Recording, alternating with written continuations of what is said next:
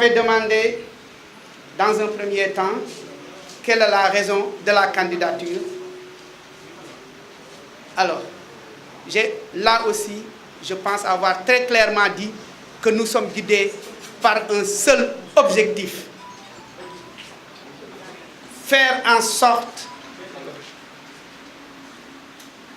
de répondre à la satisfaction des besoins de base des Sénégalais.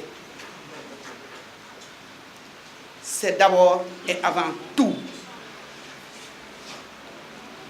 la raison de cette candidature. Nous avons clairement constaté, vous et nous, tous les citoyens sénégalais, qu'aujourd'hui, les besoins de base de nos concitoyens ne sont pas satisfaits. Trouver un logement décent est un problème au Sénégal, comme je l'ai dit dans mon texte introductif. Aussi bien concernant le logement en tant que tel, que tout l'environnement autour de ce logement, de cette maison. Y compris dans les quartiers les plus huppés.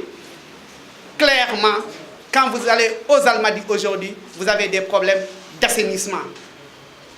Quand vous allez dans la banlieue, vous avez des problèmes de gestion des inondations. Quand vous allez dans chacune de nos grandes villes, nous avons exactement le même problème. Je vais vous raconter une anecdote.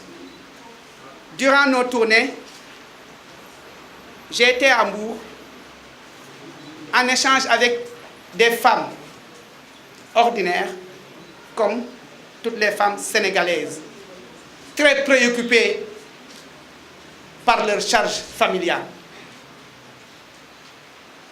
Quand j'ai commencé à développer les axes programmatiques et que j'ai parlé d'assainissement, elles se sont toutes levées pour applaudir. Alors que peut-être je pensais que d'autres axes programmatiques, tels qu'un Sénégalais, un toit, allaient les attirer davantage. J'en reparlerai d'ailleurs tout à l'heure, un Sénégalais, un toit.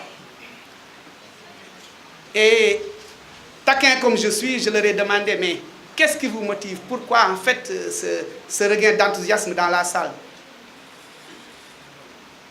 L'assainissement, m'ont-ils répondu, est un problème préoccupant. Dès les premières pluies, nous ne pouvons plus avoir accès au marché. Nous n'avons plus la possibilité de nous occuper normalement de la nourriture de nos familles, m'ont-ils répondu. Donc c'est un problème sérieux. 60 ans après les indépendances, ce problème se pose avec acuité.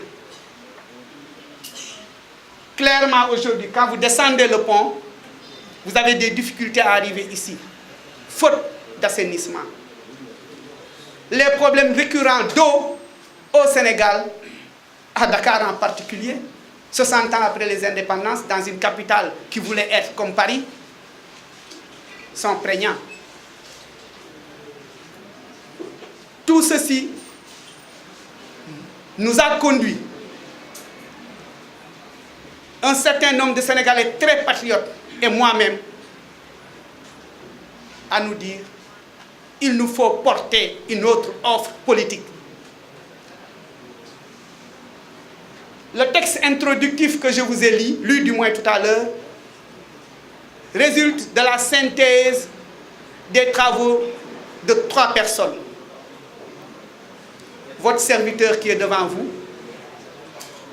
mais aussi un des experts africains les plus brillants du système des Nations Unies, tout comme l'un des directeurs généraux de banques les plus respectés de l'Union économique et monétaire de l'Ouest africain, des États de l'Ouest africain. C'est toute une équipe qui est donc réunie autour de moi pour vous offrir pour vous proposer une autre alternative et permettre de sortir le Sénégal de ce sous-développement que nous connaissons. Concernant la deuxième question,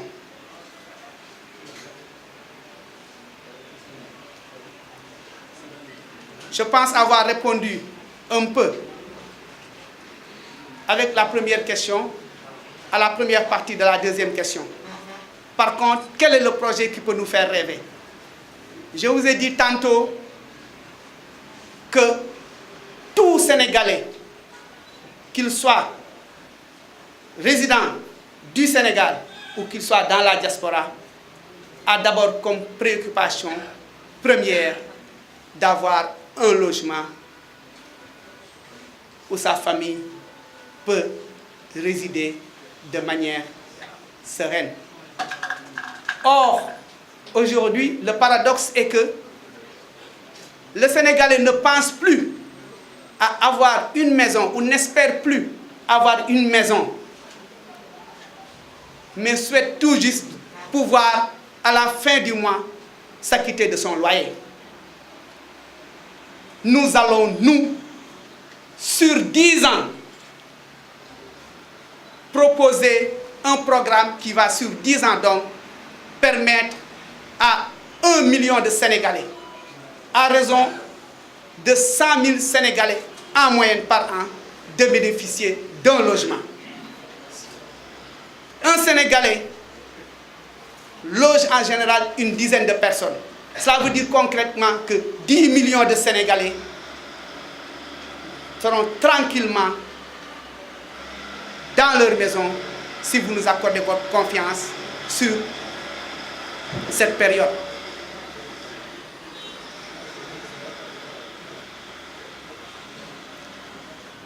Techniquement, parce que c'est important quand même que les gens sachent que c'est possible. Nous allons commencer par les fonctionnaires qui sont des salariés de l'État et qui, vis-à-vis de la pratique bancaire, sont donc relativement solvables ou sont très solvables.